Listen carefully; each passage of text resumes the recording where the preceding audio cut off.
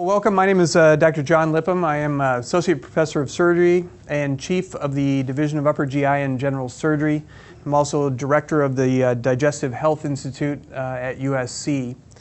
I was one of the principal investigators in the LINX procedure, as well as one of the implanters post-FDA approval. And tonight I'm going to talk to you about reflux, its complications, as well as its progression to esophageal cancer, and appropriate treatment options for patients with reflux, including the LINX device. So first, my objectives tonight really are to discuss the myths and misinformation surrounding reflux disease, because I actually think there is quite a bit of misinformation out there.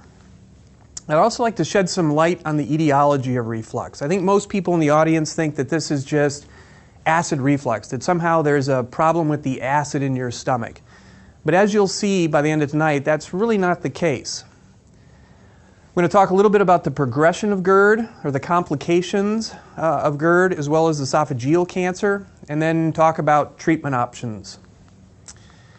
Well, first and foremost, you're not alone. If you've got reflux, there's probably almost half of America that also has reflux. About 44% of Americans suffer heartburn at least once a month, with upwards of 10% of the U.S. population experiencing heartburn on a daily basis. As you'll see by the end of the night, reflux is a serious medical condition. It's much more than just the inconvenience of heartburn. It produces a wide variety of symptoms as well as complications that you guys need to be aware of. So first step is understanding what reflux is. To understand what reflux is, you got to know a little bit about the anatomy. This picture right here is a cartoon. This is your esophagus, which comes down the middle of your chest, passes through a small hole in the diaphragm where it then meets up with your stomach. If we kind of look at that same picture but in an animation, so again, here's your esophagus coming down the middle of your chest, passing through a small hole in the diaphragm where it meets up with your stomach. Right here in an area called the lower esophageal sphincter, this is the whole culprit in reflux.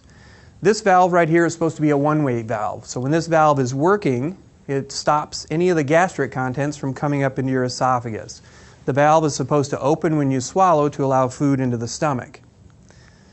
Now the other thing, and many of the physicians won't tell you this, but there's a whole lot more in your stomach than just acid.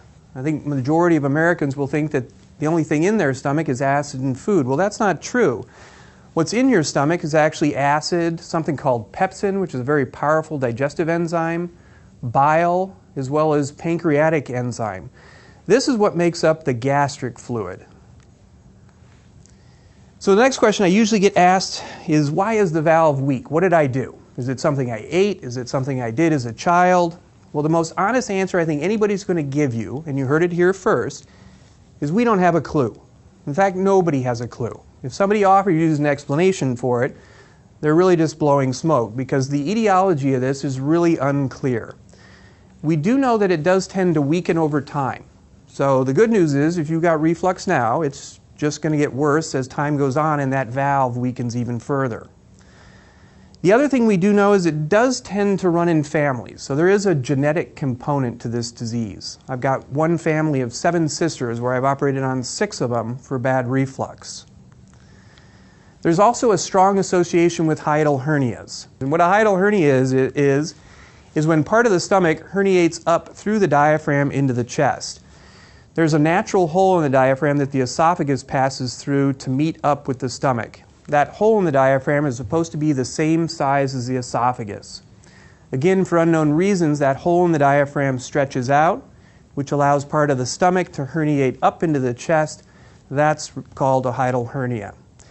It'll affect about 15% of the population. It does worsen or contribute to reflux, and the treatment for hiatal hernias is roughly the same for that of reflux.